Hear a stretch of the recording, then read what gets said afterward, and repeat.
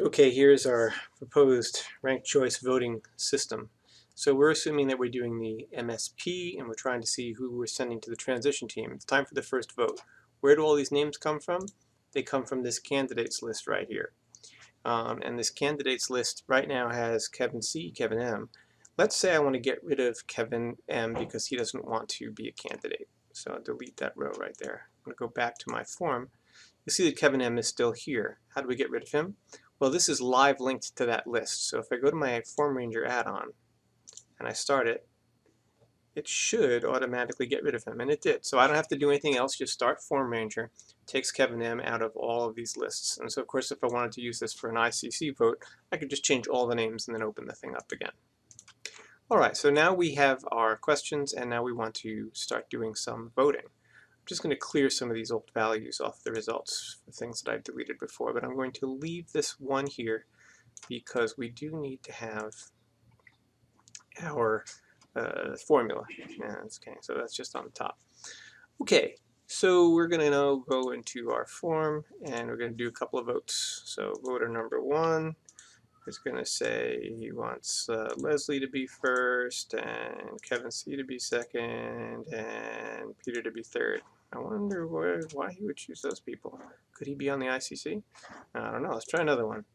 All right, voter number 5 wants to choose Katerina to be first, and Bram to be second, and Matt to be third. All right, I wonder why that person would be. Now let's try another one. And let's say this next voter, voter number 346, wants to have Katerina as the first, and wants to have Matt as the second, and then wants to have Ezer. Okay, and we'll vote that person. Boom. And we'll take one more. And we'll say voter number and first person is going to be Bram, and then the second person is going to be Matt, and then the third person is going to be Ezer. Alright, submit. Actually, let's just do one more just to make it fun.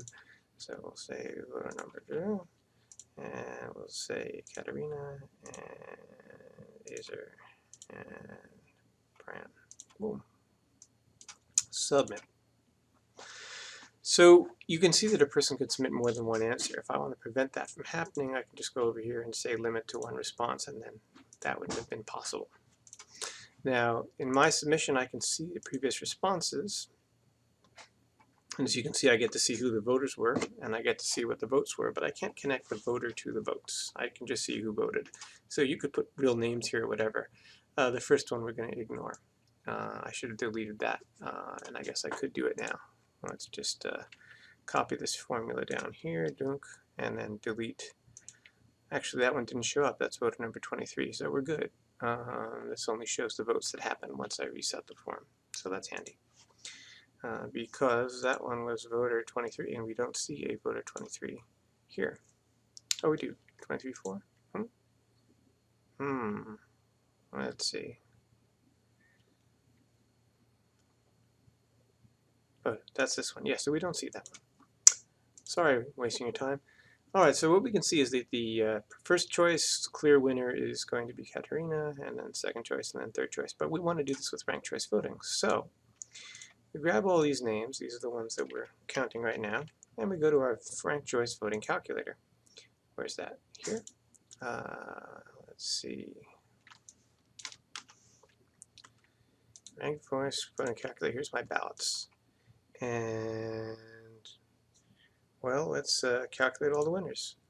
So Katerina is the winner all the way through here because by each of the different methods, she gets the most votes. It's kind of obvious because there's 3 of them there. And that's how we do ranked choice voting. If there was a tie, we'd have something different. All right, so that was our first vote. Now we want to have our second vote. So how are we going to do that? Well, whoever's manning the form for this time goes over here, goes to the candidates, gets rid of Katerina because she just got elected. Now we go back to our form and we load that lovely plugin. And now it's all wonderful. And now we're going to have everybody vote again. I know that it would be wonderful if it just automatically said who the second person was, but the problem is that I don't know how to do that. terms of a calculation. So basically, just as you can imagine, we go through the second vote, we run the vote, and as you can see, the form no longer has Katerina as a choice. All right, that's how it works.